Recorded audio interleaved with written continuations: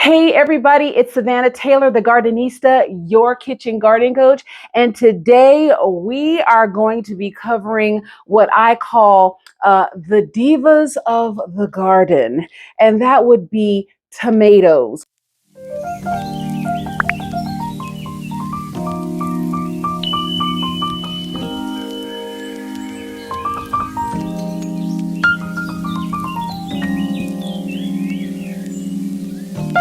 I'm going to show you step by step how I plant my beautiful tomatoes. And it's springtime. This is the time to get it into the soil, into the ground, so that we can have a nice spring and summer filled with beautiful tomatoes. Okay, they love full sun. So it's still a little bit chilly, but this is the time, right, to get it going. You don't want to wait until the weather is already hot and you're still starting from seed. So now is the time to do it. Now, before I go there, I just want to show you guys, these are the supplies that I recommend. So they have these little, I have these in my Amazon store.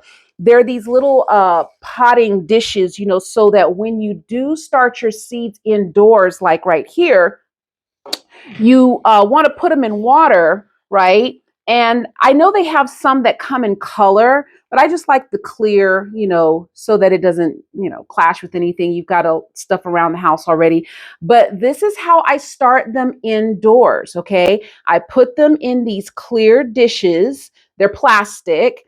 And I put them in a window. They fit perfectly in a window, an average size window. That's also why I love them.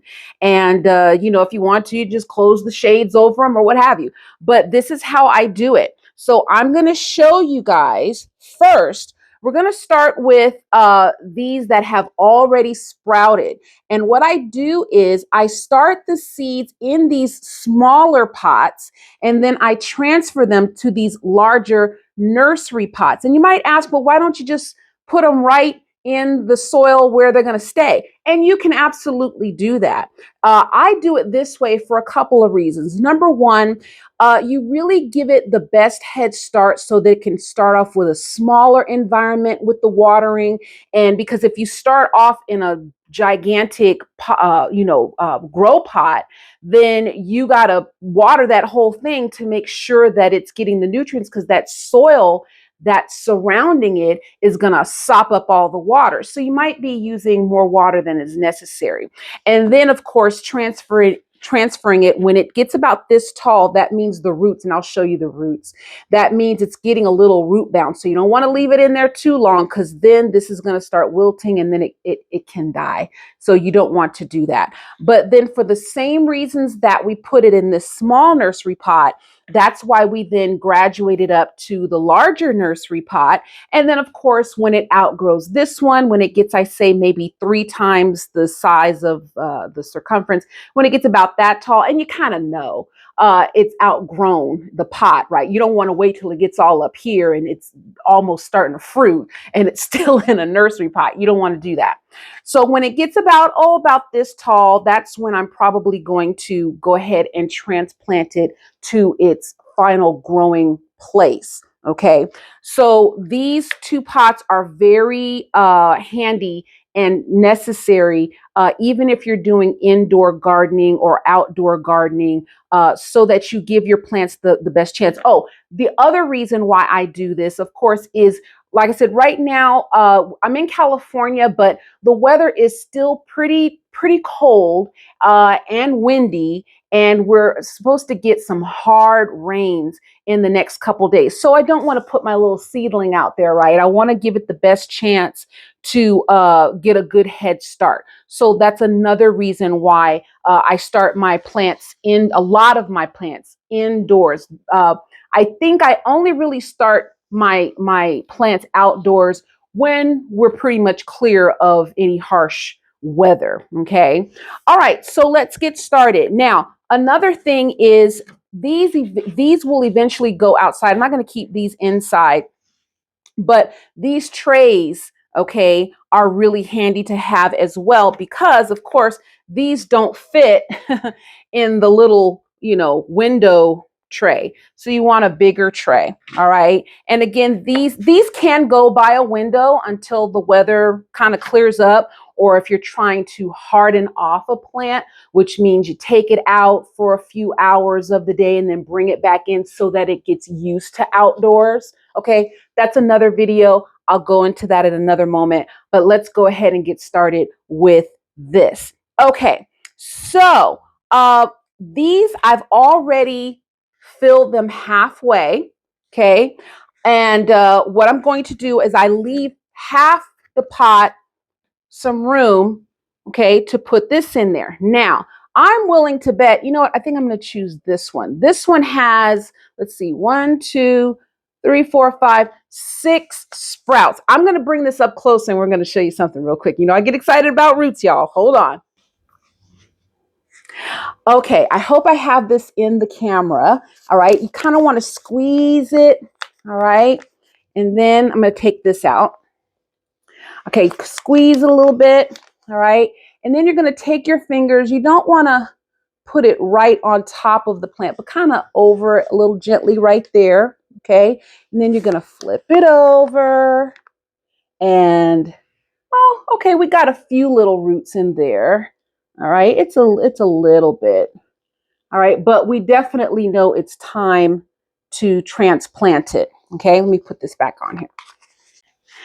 Okay, so it wasn't a wow moment, but clearly there, you know, this one especially is really tall, so it's definitely ready to go into a larger pot. Maybe we'll get some roots with this one. We'll see. All right, so again, I'm just going to gently flip it over. All right, and then we're going to take it. We're going to set it right in there.